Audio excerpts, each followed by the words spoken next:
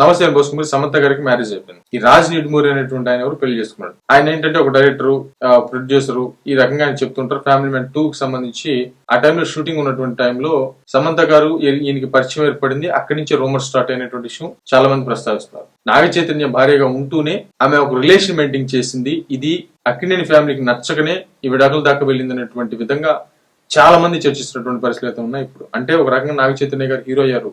Number 2 Samantha గారు వెళ్ళైనటువంటి పరిస్థితులు కూడా సోషల్ మీడియా వరకు మాట్లాడేటువంటి వాళ్ళ దృష్టిలో ఇప్పుడు అర్థమవుతున్నటువంటి విషయం. దీనికి ఇంకొక వర్షన్ ఏంటంటే నాగ చైతన్య శోభిత గారు. ఆయన పోయిన సంవత్సరం డిసెంబర్ 4వ తారీఖున ఆయన పెళ్లి చేసుకున్నాడు. అదే ఒక సంవత్సరం ఆగి డిసెంబర్ 1వ తారీఖు పెళ్లి చేసుకున్నాడు. ఇప్పుడు ఈ పెళ్లి డేటు అంటే సమంత గారు రాజు ఈ ఇద్దరి పెళ్లి డేట్ ని మొత్తం క్యాల్కులేషన్ చేసుకుంటే 4 వస్తుంది. డిసెంబర్ 4వ తారీఖు నాగ చైతన్య గారు కూడా పెళ్లి చేసుకున్నాడు. ఆయన చేసుకున్నాడు కాబట్టి నేను కూడా చేసుకోవాలి, ఒక రివెంజ్ గా అంటే ఒక పంతం తోటి చేసినటువంటి విధంగా క్లియర్ గా అర్థమవుతున్నటువంటి విషయంగా చాలా మంది ప్రస్తావిస్తున్నారు. ఓకే, డన్, తీసేద్దాం. ఇక్కడ నా ఒపీనియన్ ఏంటంటే ఫైనల్ గా ఏంటంటే ఎవడి వ్యక్తిగత జీవితం వాడిది. ఒక అమ్మాయికి ఒక అబ్బాయికి ఇష్టం ఉండి వాళ్ళు ఏం చేసుకున్నా సరే అది ఎవరికి సంబంధం లేదు. నెంబర్ 2 నాగ చైతన్య గారు విడాకులు తీసుకున్నారు. శోభిత అనేటువంటి ఒక పెళ్లి చేసుకున్నాడు, వెళ్ళిపోయాడు. నెంబర్ 2 సమంత అనేటువంటి ఆవిడకి ఈ రాజ్ నిడుమూరి అనేటువంటి ఆయన నచ్చాడు, ఆమె పెళ్లి చేసుకుంది, వెళ్ళిపోయింది. అయిపోయింది, సెట్ అయిపోయింది. 2 జీవితాలు సెట్ అయిపోయింది. మామూలుగా ఒకరు పెళ్లి చేసుకున్న తర్వాత వాళ్ళు ఇప్పుడు నాగ చైతన్య గారు సమంత గారికి మ్యారేజ్ అయింది అంటే బాగా పాపులర్ జంట అనమాట. అది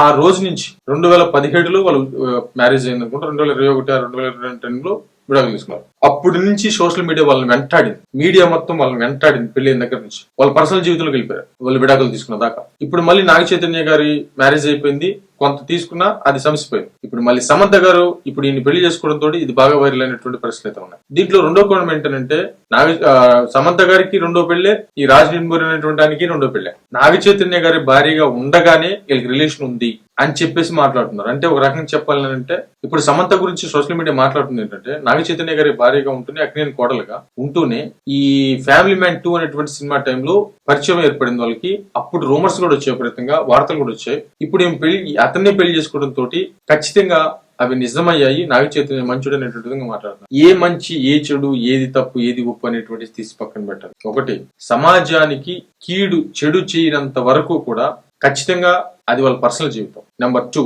ఇప్పుడు ఇది టోటల్ గా వాళ్ళ వ్యక్తిగత జీవితం. దీంట్లో ఎవరు తలదొర్చాల్సిన అవసరం లేదు. 2017 నుంచి వాళ్ళ వెంట పడి పడి పడి పడి ఇప్పుడు కూడా పడుతూనే ఉన్నారు. వాళ్ళకంటూ ఖచ్చితంగా ఒక లైఫ్ ఉంటుంది. ఆ లైఫ్ లో తొంగి చూసేంత హక్కు ఎవరికి లేదు. ఇక్కడ అసలు సమస్య లేదు, ఎవరికి లేదు. కాబట్టి దాని మీద అనవసరమైన రాద్దాంతో టైం వేస్ట్ చేసుకోవడం తప్ప వేరే విధానమే లేదు. వాళ్ళిద్దరూ హాయిగా కాపురం చేసుకుంటారు, వీళ్ళిద్దరు హాయి కాపురం చేసుకుంటారు. మొదట్లో నాగ చైతన్య గారికి అక్కినేని కోడలు అవుతున్నటువంటి టైంలో నేను కూడా ఆవేశంగా పోస్టులు పెట్టేవాడిని. అదేంటంటే అసలు అక్కినేని కోడలుగా అయ్యే అంత అర్హత ఈ అమ్మాయికి ఉందా? అసలు నాగ చైతన్య గారికి పిచ్చాను ఎక్కిందా? అసలు నాగేశ్వరరావు గారి కోడలు నాగేశ్వరరావు గారి ఇంటికి మనవరాలిగా నాగేశ్వరరావు గారికి మనవరాలు అవుతుంది. నాగార్జున గారికి ఒక కోడలుగా అంటే నాగేశ్వరరావు గారి ఫ్యామిలీలో అసలు నా సమంత ఏంటి అనేటువంటి విధంగా చాలా మంది బాధపడ్డారు ఆ టైంలో. అది అలాగే అంటే వాళ్ళిద్దరు మ్యారేజ్ ఎంత సెన్సేషనల్ అయిందో అదే విధంగా అక్కినేని గారి కోడలకు సంబంధించి ఆమెకు అర్హత లేదు అనేటువంటి విధంగా కూడా అప్పట్లో చాలా మంది మాట్లాడారు. నేను కూడా అప్పుడు మాట్లాడాను. బట్ అది తప్పని నాకు అర్థమైపోయింది. నాకు ఎక్కడ బాధేసింది అంటే నాగ చైతన్య గారిని పెళ్లి చేసుకున్న తర్వాత ఆమె బీచ్ల్లో బిగినీలు వేసుకుని ఫోటోలు తీసి సోషల్ మీడియాలో పెట్టేది.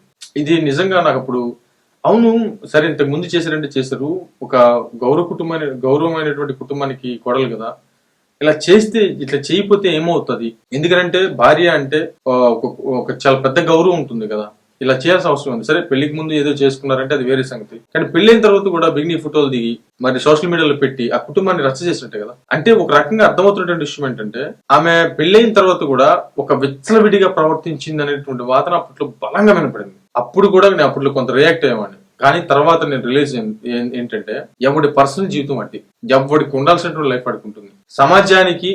సమాజానికి చేటు చేయనంత వరకు కూడా ఎవరికి ఇష్టమైతే ఎవడు ఏదైనా చేసుకోండి తర్వాత అది సమాజానికి అయితే మాత్రం కీడు జరగకూడదు. అంటే టోటల్ వర్షన్ ఏంటంటే వాళ్ళకి పెళ్లి చేసుకున్నారు, ఇద్దరు వాళ్ళకి నచ్చలేదు, విడిపోయారు, చెరుకు మ్యారేజ్ చేసుకున్నారు, సింపుల్. ఇక్కడ సమంత గారు నాగ చైతన్య గారు ఉండి వాళ్ళిద్దరు ఏదో కొట్టుకుంటూ నాగ చైతన్య గారు సమంత గారిని రోజు తాగొచ్చి హింసిస్తూ ఉంటే అది ఓకే, అది మ్యాటర్ అవుతుంది, ఎందుకు సమాజానికి సంబంధించినటువంటి విషయం. కానీ పెళ్లి చేసుకున్నారు, నచ్చలేదు, విడిపోయారు, చెరుకు మ్యారేజ్ చేసుకుని వాళ్ళ లైఫ్ వాళ్ళు లీడ్ చేసుకుంటారు అంతే.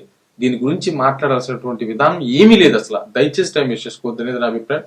మరేమైంది చూడు.